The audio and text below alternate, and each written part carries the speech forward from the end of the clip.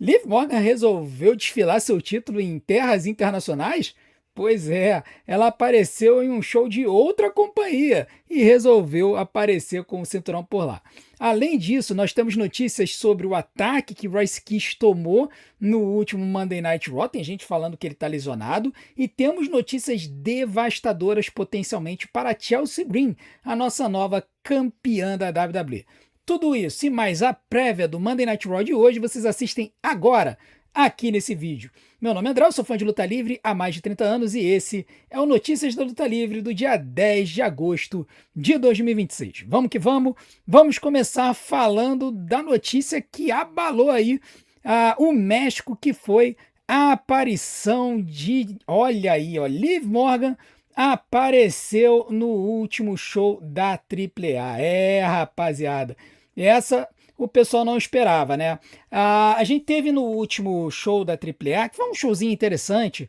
Nós tivemos El Fiscal avançando para a luta no Campeonato Latino-Americano da AAA, que vai acontecer na Tripla Mania. Tivemos a vitória de Flammer de novo contra La Catalina e Lady Shane. E aí, nesse show, teve uma entrevista do Dominic Mysterio nos bastidores. Essa entrevista foi requisitada por ele para que a Andrea Besart, que é a namorada do El Grande Americano, fizesse a entrevista. A Andrea, que é a entrevistadora principal da AAA e namorada de El Grande Americano, contra quem Dominic irá lutar pelo mega campeonato da AAA na Triple Mania, né? O El Grande Americano que ganhou o Rey de Reyes lá no começo do ano e vai lutar com o Dominic por esse campeonato no Rey de Reyes.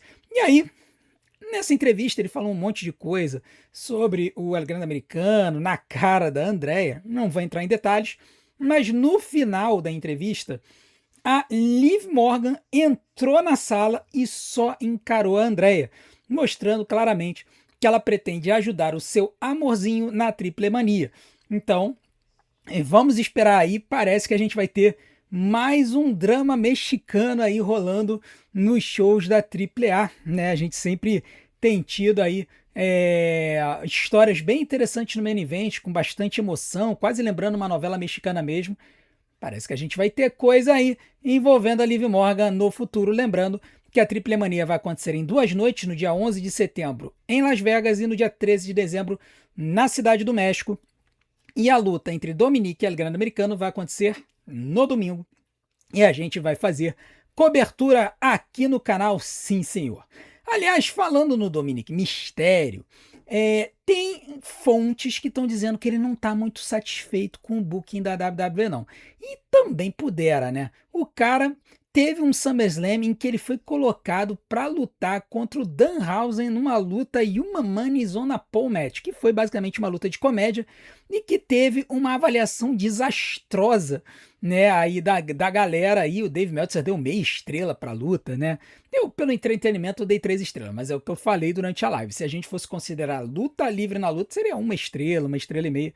Enfim, a verdade é que o Dominic não tá muito satisfeito com a forma como ele está sendo apresentado no main roster, não. E segundo a False Finish, uma fonte revelou que o Dominic acredita que deveria estar sendo apresentado de forma mais séria na televisão na WWE, considerando seu status como atual mega campeão da AAA.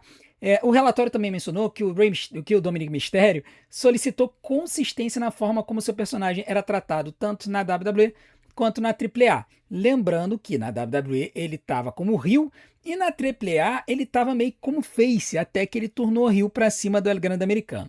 Então eu acredito que essa mudança dele lá na AAA, inclusive se aliando a El Oro, que é aquela aliança lá do Dorian Roldan, que é o filho lá da dona da AAA, da ex-dona da AAA, eu acredito que aquele Hiltani tem muito a ver com esse pedido do Dominic de ter uma consistência no booking dele, de ele não ser tratado como se ele fosse um lutador completamente diferente lá no México, né? Não ter essa história de, nos Estados Unidos ele é uma coisa, no México é outra, tá? Então, vamos continuar vendo aí, vamos ver se a vida vai melhorar pro Dominic. Sinceramente, eu acho que tá meio difícil, viu?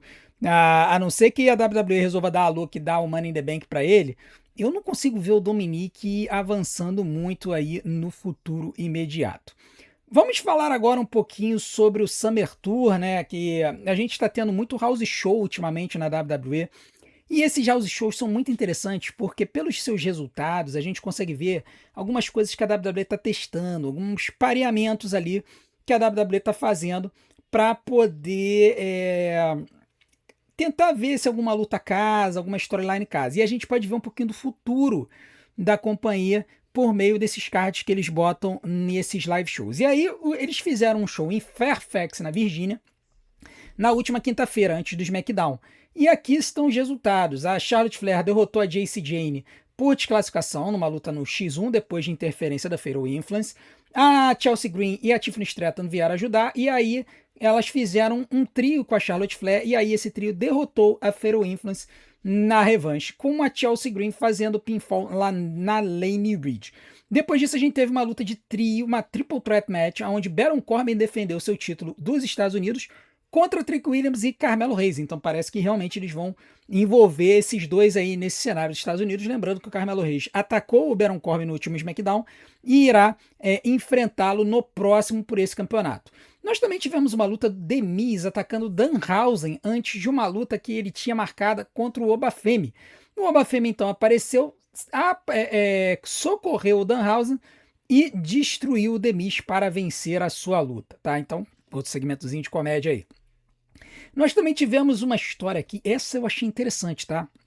A The Vision com Bron Breakker e Austin Theory derrotando a Bloodline, os Usos, Jay e Jimmy Uso por desclassificação para manterem o campeonato de duplas, o campeonato mundial de duplas. Isso aqui é interessante, que pode ser o caminho de saída do Bron Breakker da The Vision. Eu tenho falado aqui que eu estou achando que o Bron Breakker ele vai largar o Austin Theory na mão em uma luta de defesa pelo título. E aí a outra dupla vai amassar o Austin Theory e vai ganhar o título em cima. E seria perfeito se fosse os Usos, porque o final da luta seria... Eu posso falar o final da luta para vocês agora aqui. Tá? O Austin Theory iria fazer o tag, o Bron Breakker iria abandonar ele, deixar o ringue, o Austin Theory iria se voltar de costas e ele iria engolir o 1D para 3. Tá? Então, aí vocês podem até me cobrar depois se o final de uma eventual luta pelo título entre essas duas duplas foi exatamente isso, tá? Nós também tivemos uma luta dos War Raiders defendendo o campeonato de duplas da AAA, derrotando Fraction. Tivemos também uma luta do Chad Gable derrotando All Eagle e Ethan Page pelo campeonato intercontinental. E tivemos o CM Punk e o Cody Rhodes derrotando o Gunther e o Ricky Saints numa luta de duplas. O Ricky Saints eu achei surpreendente. Eu acho que deve ter sido pedido do Cody Rhodes, porque o Rick Saints é muito amigo do Cody, então ele deve ter pedido para colocar o Rick aí para fazer uma luta, de repente ganhar uma rodagem, aparecer no main event, né, ganhar uma graninha extra. Eu acho que pode ter sido alguma coisa assim. E também aproveita e aí o Rick Saints seria a pessoa mais tranquila para tomar o pinfall, né? Certamente ele tomou o pinfall nessa luta aqui, tá?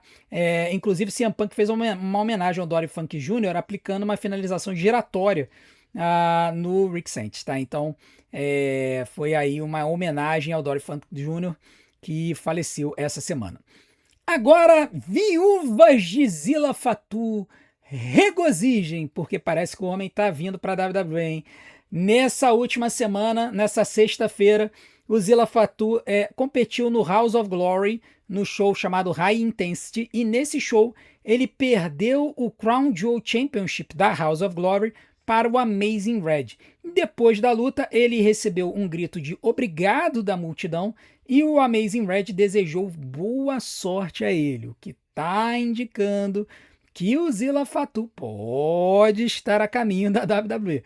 Lembrando que no início de julho já havia sido noticiado que ele deveria começar na WWE em breve. Ele é membro da família Anoa'i e ele luta há 3 anos. Ele é filho do Maga, tá? Além disso, ele, além desse campeonato da House of Glory, ele também era detentor do Fourth Rope Heavyweight Championship, uma outra companhia independente, ao meu ver. Então é importante notar que nós não temos ainda confirmação sobre a assinatura do Zilla Fatu com a WWE, mas é muito esperado que ele estreie na companhia em breve. Tem muita gente defendendo que se ele vá para a companhia, que ele faça a jornada do Solo Sikoa, que na verdade ele comece na NXT, e depois de um tempo ele migre para o main roster. Agora, vamos falar um pouquinho também de pessoas que são esperadas no Performance Center aí para os próximos dias e quem andou aparecendo por lá, tá? Nós tivemos o CM Punk, que apareceu no Performance Center no começo da semana passada. Também tivemos aparecendo essa semana passada lá no Performance Center tanto a Jordynne Grace quanto o Rusev, o que pode indicar que eles andaram lá aparecendo para treinar de repente. Aí a gente não sabe se é treino de condicionamento físico, se é treino de ringue, de repente treinando algum movimento novo. Vamos ver aí. A Jordynne Grace que está sumidaça da televisão, nem no main event ela tem aparecido. Muitos lutadores da NXT também esperam que Sean Waltman, né, o X-Pac, apareça durante um tempinho, faça algumas aparições no Performance Center esse mês. Ele deve aparecer ali com uma função de técnico convidado. E um outro lutador que está sendo discutido para ser técnico convidado, treinador convidado aí nos próximos dias, é o Enzo Amore. O Enzo que já tinha aparecido no Performance Center há algum tempo atrás, e parece que ele vai aparecer de novo aí agora no começo da primavera na WWE, lá no Performance Center. Ainda não está claro se a WWE tem planos para que ele assine contrato, assim como fizeram com o Big Cass, que foi o ex-parceiro de duplas. Deu para ver que assim, não parece que eles estão querendo colocar os dois juntos, já que o Big Cass ele veio como o Rio. E aquela pegada do Enzo com o Big Cass como dupla, eles eram mega faces, né? Com o Enzo Amore falando, oh, my name is Enzo Amore, and I'm a certified G, and a bona fide stud, and you can't teach that. And this right here is Big Cass, he's 7 foot tall, and you can't teach that. Bada bim, bada boom, greatest guy in the room, how you doing? Nossa, eu lembrei toda a skit aí do Enzo Amore, tá? Então, vamos ver o que vai acontecer se o Enzo Amore vai aparecer. Eu imagino que ele aparecendo no Performance Center, ele deve falar um pouquinho sobre promos, catchphrases, porque são coisas importantes, né? Catchphrase é aquelas frases de efeito que o lutador deve pensar em criar para colocar nas suas promos, né? Tipo, do you smell what the rock is cooking, Stone Cold 316 says I just whooped your ass, ou that's the bottom line because Stone Cold said so. Frases desse tipo que tem um efeito que acaba dando um levante na plateia no final da promo. Então vamos ver aí se o Enzo também ajuda a galera lá da NXT a melhorar um pouquinho no microfone. Agora vamos falar sobre The Miz, né? The Miz, que parece que pode estar voltando aos planos da WWE. Ou isso, ou a WWE vai fazer um marketing com uma piada que foi feita com ele no último Pat McAfee Show. O que aconteceu? Na última aparição dele no Pat McAfee Show, o The Miz apareceu onde ele enfrentou o arremessador do Milwaukee Brewers, Jacob Misiorowski. O problema é que esse cara, Jacob Misiorowski, também é apelidado pelo seu time de The Miz. E aí, para poder diferenciar um do outro, o Pat McAfee apresentou o Mike Mizanin, The Miz, como The Mike, o que deixou o Miz iradíssimo. Isso acabou fazendo com que a WWE fizesse um pedido de marca de patente para o termo The Mike na última sexta-feira. E isso foi noticiado pela Fightful.com. E aí, cara, isso pode indicar que o The Miz pode estar voltando de repente com esse nome para até darem uma sacaneada com ele ou tentar dar uma mudada aí. Lembrando que ele tomou aquele choque lá do Danhausen para voltar para as configurações de fábrica. E as configurações de fábrica podem ser ele começar a ser chamado de The Mike. The Miz que está longe da WWE já tem algumas semanas, aliás, já tem mais de mês já, quando ele tomou aquele choque junto com o Kit Wilson lá no laboratório do Danhausen. Agora vamos falar sobre aquele torneio que foi anunciado na segunda-feira passada, aquele torneio de luteadores que iria enfrentar o Roman Reigns lá no Monday Night Raw na Cidade do México. E aqui nós temos informações do bracket, dos lutadores que vão enfrentar o Roman Reigns. Nós temos aqui Penta e Laredo Kid, essa luta vai acontecer hoje no Monday Night Raw. Psycho Clown e La Parca, Dragon Lee e Alejo del Dr. Wagner Jr., e Ray Fênix e El Fiscal. Se eu tivesse que chutar, eu diria que Psycho Clown e La Parca e Ray Fênix e El Fiscal, principalmente Psycho Clown e La Parca, deve acontecer na AAA. Ray Fênix e El Fiscal deve acontecer no SmackDown. Dragon Lee e Hijo del Dr. Wagner Jr. deve acontecer no Monday Night Raw da semana que vem, tá? É importante notar, o Dave Meltzer disse que, assim, tinha gente que estava especulando que o El Grande Americano poderia vencer a luta e tal, e aí o Dave Meltzer enterrou isso, e aí logo depois saiu esse bracket, indicando que o El Grande Americano realmente não iria participar dessa luta. Considerando que o Grande Americano vai lutar contra o Dominic pelo mega campeonato da AAA na véspera, né, no show que vai acontecer na Triple Mania no domingo, eu acredito que eles resolveram preservar o cara, né? Vai fazer o cara ganhar o mega campeonato da AAA para perder o título para perder uma luta um dia depois, ia ficar meio fraco, né? Então, por isso que eles colocaram esses 8 luteadores, tá? Todos mascarados, tá? Como vocês podem ver. O Dave Meltzer também disse que, assim, ele não assegurou, ele não cravou questão não, mas ele disse que muito provavelmente o vencedor do torneio vai ser o Penta, porque é o único que estaria ali próximo do topo. E como ele acabou de perder o campeonato intercontinental, seria um indicativo de que ele acabaria vencendo esse torneio. Eu também acho, eu já falei sobre isso depois que eu vi o bracket. Eu acho que eles soltaram esse bracket na terça-feira e eu comentei com o pessoal aqui no canal, na live. Eu falei, cara, quem vai ganhar é o Penta, tá? Então, vamos aguardar para ver. Penta e Laredo Kid, primeira luta hoje no Monday Night Raw. A gente já vai falar sobre a prévia do Monday Night Raw daqui a pouquinho. Agora vamos falar sobre o Royal Rumble em Arizona, né? Temos algumas informações desse Royal Rumble em Arizona, vai ser o show de 2027, tá? A gente até comentou aqui, se algum brasileiro aqui, alguma galera aqui do canal quiser ir, não é o pior dos voos, tá? Tem voos da American Airlines que saem do Rio de Janeiro e São Paulo, fazem escala em Miami e vão para Phoenix, um voo de aí 15 horas mais ou menos. Não é nenhum absurdo não, é mais fácil do que para Minneapolis, por exemplo. Pro SummerSlam era papo de 22 horas, eram 2 escalas, era uma coisa de louco, tá? Então, a WWE anunciou recentemente que o Royal Rumble de 2027 vai ser em Glendale, Arizona, no State Farm Stadium, e ainda não tem uma data, mas o show vai ser em fevereiro. Além disso, já está praticamente confirmado que o show vai ser de uma noite só.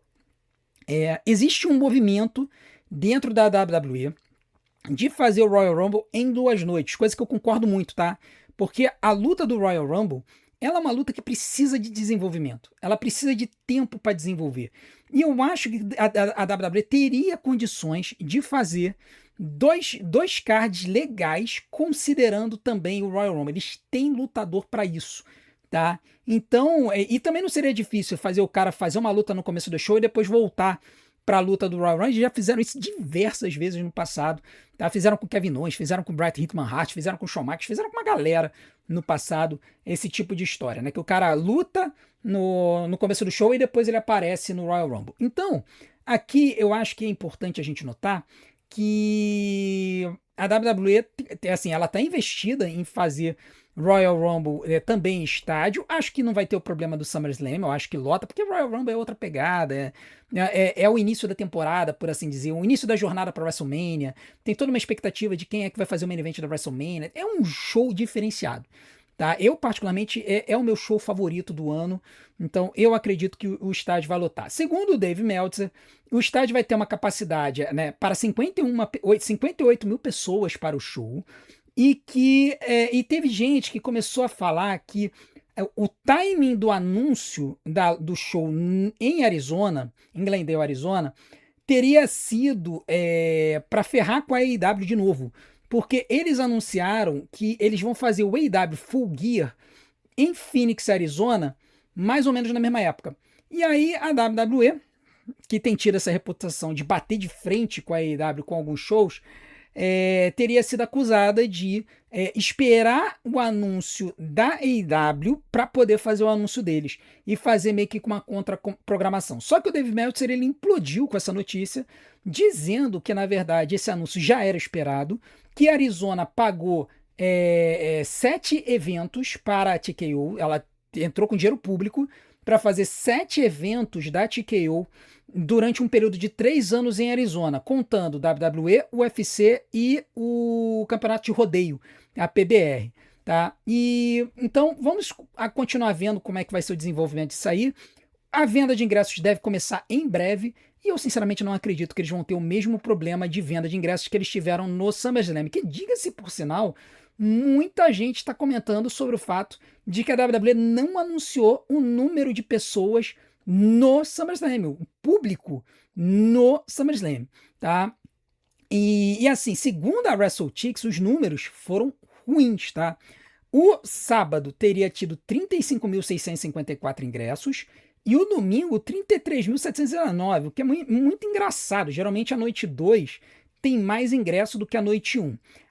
O Dave Meltzer, ele na última Wrestling Observer, ele especulou algumas coisas sobre essa quantidade de ingressos, tá? Primeiro, ele disse que o número pode não ter sido anunciado porque o SummerSlam 2026 foi o segundo evento esportivo mais fraco esse ano em Minneapolis. Então, que seria uma derrota assim, clamorosa da WWE mostrar que ela teve um evento desastroso na cidade, tá? Em matéria de público, né? A gente sabe que matéria de qualidade do show, principalmente a noite 2, foi excepcional.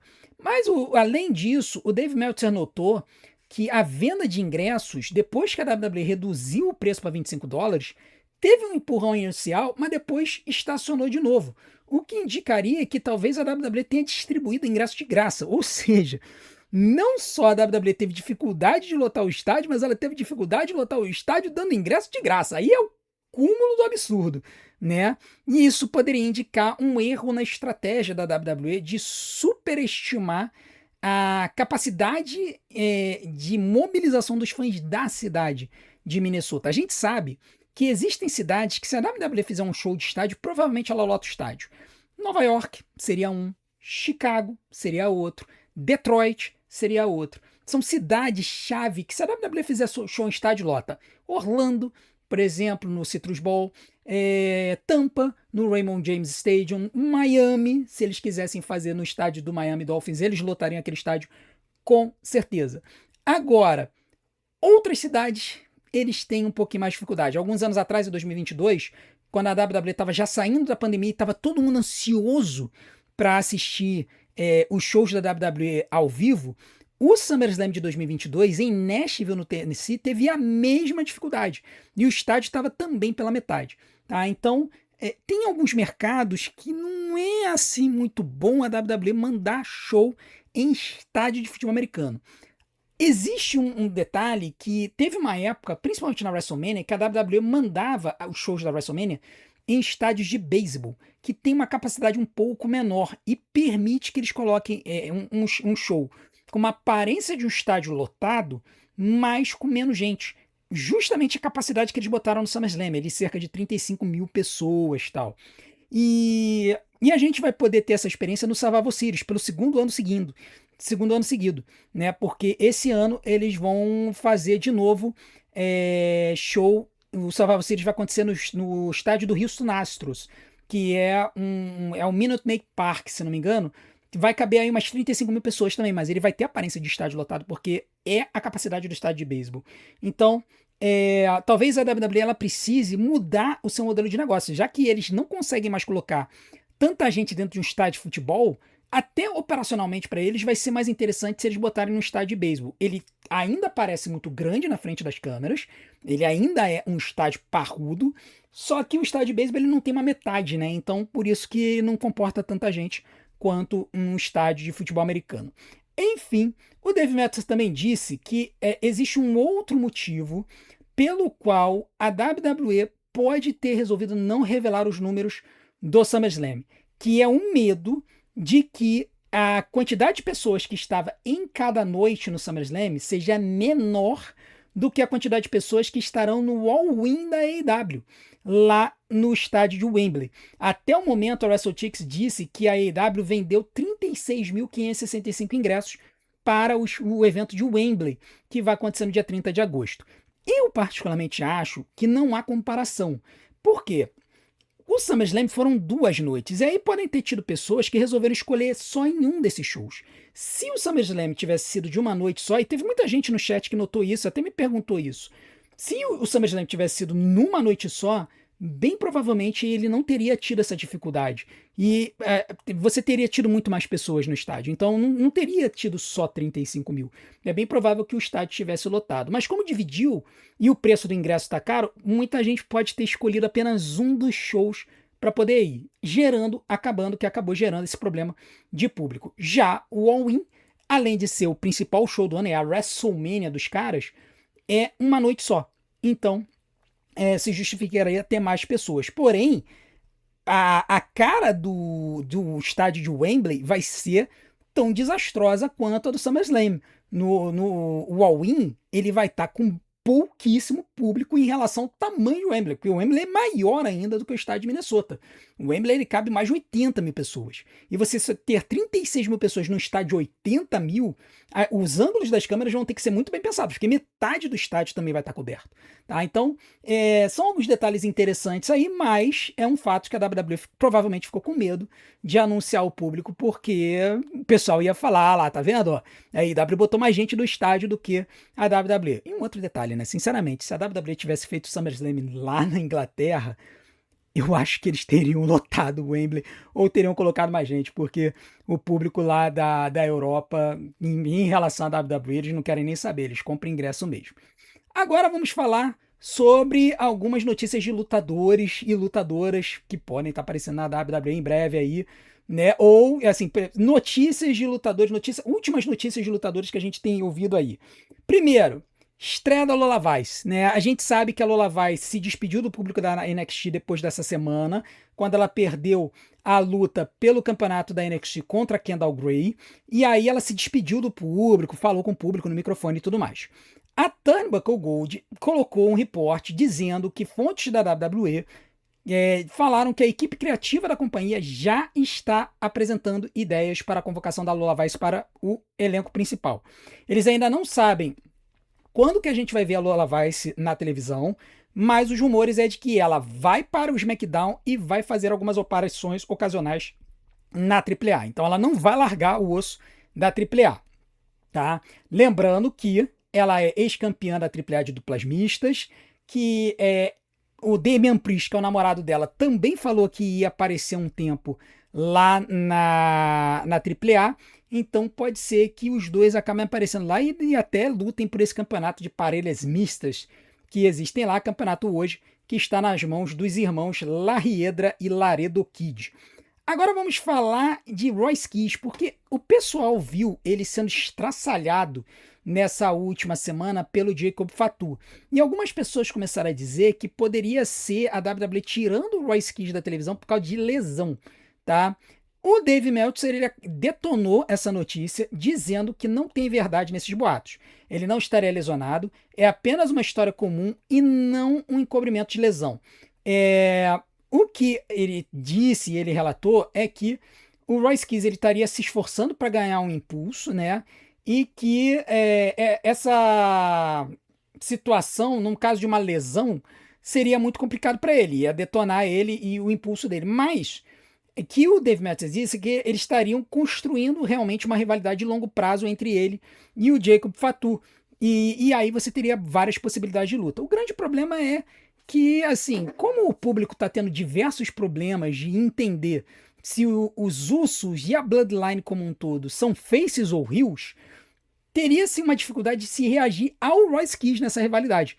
Poderia acontecer do público começar a vaiar o Royce ao ele atacar o Jacob Fatu. Então a gente vai ter que continuar vendo, porque como a WWE tá numa pegada de assim, com a Bloodline não tem heel nem face, eles são a Bloodline, estão acima do bem e do mal, o público tá meio sem saber como reagir a eles, tá? Tem horas que o público reage como heel, tem horas que o público reage como face, principalmente quando o Jey Uso vem com o raio do It. Vamos continuar vendo, né? Vamos ver como é que vai ser a história do Royce Keys e vamos ver se ele vai aparecer no Monday Night Raw essa semana, né? Porque ele apareceu no Raw, apanhou do Jacob Fatu no Raw, sendo que ele e o Jacob Fatu são do SmackDown. Então, assim, né? Parece que eles podem ter resolvido mudar ele de show sem falar nada. Agora vamos falar sobre Chelsea Green. Ai, Chelsea Green. Chelsea Green acabou de ser campeã mundial e lesionou. Chelsea Green lesionou, tá? A lesão dela é uma fratura de osso orbital no olho, aqui. Ela sofreu essa fratura nesse último SmackDown. E ela disse nas mídias sociais que ela não sabe o que vai acontecer. Ela disse que é um acidente de trabalho, ela está no esporte de contato, que essas coisas acontecem e que agora ela precisa ver o que vai acontecer. É um acidente, né? E é uma contusão, uma lesão que não é das mais sérias. Eu acredito que a WWE não vai ter um grande problema de dar uma segurada na Chelsea, porque é um tipo de lesão que de 1 a 2 meses se cura. Tá? E mesmo que a WWE precise colocar ela para lutar, ela poderia lutar de máscara. Né? Ela já lutou de máscara com o nariz zoado, ela poderia lutar de máscara com o osso orbital zoado também. Né? Eles fariam uma máscara adaptada para que na pancada aqui no rosto não pegasse o olho e também falaria para as lutadoras não baterem no rosto dela. E eu acredito que ela até vai se propor a isso, porque ela, quando ela teve o nariz quebrado pela Zelina Vega no ano passado, ela já havia mostrado que ela tinha disposição, disponibilidade de entrar no ringue mesmo tendo esse problema. Ela sempre esteve disposta a trabalhar. Então, vamos continuar aguardando para ver, porque tudo transparece que a WWE dropou o título de interino do campeonato mundial dela, né, do campeonato da WWE.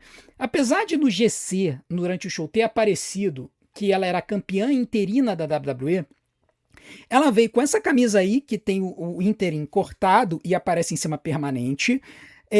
Ali no nome dela, ali, ó, no telão, aparece Chelsea Green, Women's Undisputed Champion, que é o título oficial do campeonato. Se você pegar uma foto mais próxima desse cinturão, na parte de baixo aparece campeã indiscutível feminina da WWE. E esse é o título que aparece ali no aro, não aparece a palavra interim em lugar nenhum. Os próprios narradores também falaram que ela era a campeã da WWE e a narradora, né, a apresentadora, apresentou ela como campeã da WWE. Não apresentou ela como campeã interina da WWE, apresentou ela como campeã da WWE. E isso tudo aconteceu por conta da lesão da Rhea Ripley, que ela teve que fazer uma cirurgia e, segundo os reportes, ela só volta no Royal Rumble ou depois. Tá? Então, realmente não faria sentido segurar o título com a Rhea, mas pelo que tá parecendo, eles vão fazer a Rhea dropar o título de uma forma silenciosa. Eles simplesmente vão trocar o título, o nome, o termo do título da Chelsea Green para campeã da WWE e vão fazer ela defender esse cinturão. O problema é que ela foi enterrada, né? Na sexta-feira, tomando pinfall de forma inexplicável na luta pelo título de duplas, né? Tem, assim, sendo que na minha opinião, quem deveria ter tomado o pinfall era a Tiffany Stratton, porque a Tiffany é que vai lutar contra a Jacy Jayne na semana que vem. Mas enfim, vamos aguardar para ver. O pessoal da Turnbuckle Gold disse que ela não era a lutadora original para ganhar esse título, que a lutadora original para ganhar o título era a Charlotte Flair.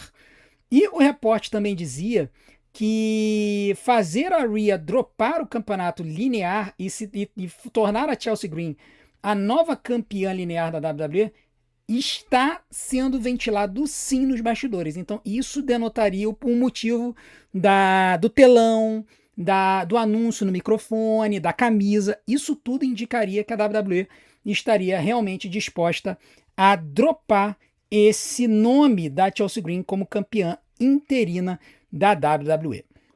Agora vamos falar da nova estreante do SmackDown, que veio na surpresa, na surdina, e chocou todo mundo nessa última sexta-feira, que é a estreia da Tatum Paxley, né? Tatum Paxley, que surgiu ali, a Charlotte estava apanhando ali da Jade Cargill e das Beres, e aí a Alexa Bliss apareceu, botou a mão aqui assim, junto com a bonequinha Lily, as luzes da arena se apagaram, e aí a nossa queridíssima Tatum Paxley apareceu do nada, de forma psicótica, pulando para cima das Beres, tirando elas do caminho. Bom, grande questão aqui é a gente saber por que a Tatum Paxley apareceu no SmackDown. Né? Muita gente achava que a Tatum poderia se aliar a Lyra Valkyria no Monday Night Raw, ou inclusive antes da Lyra tornar heel. né? Muita gente achava, e eu inclusive, que ela seria a pessoa perfeita para fazer um trio com a Bayley e a Lara Valkyria. A Bayley dualista, e a Lara Valkyria meio perturbada das ideias também. Entraria até Tom Pax e faria um trio parada dura de pessoas transtornadas das ideias. Só que a WWE não fez isso. Trouxe para o SmackDown, colando ela com a Charlotte Flair e a Alexa Bliss. Bom, múltiplos reportes dos Estados Unidos estão dando conta de que a razão pela qual a Tatum Paxley estreou no SmackDown é porque Charlotte Flair pediu pessoalmente para que a Tatum colasse com ela.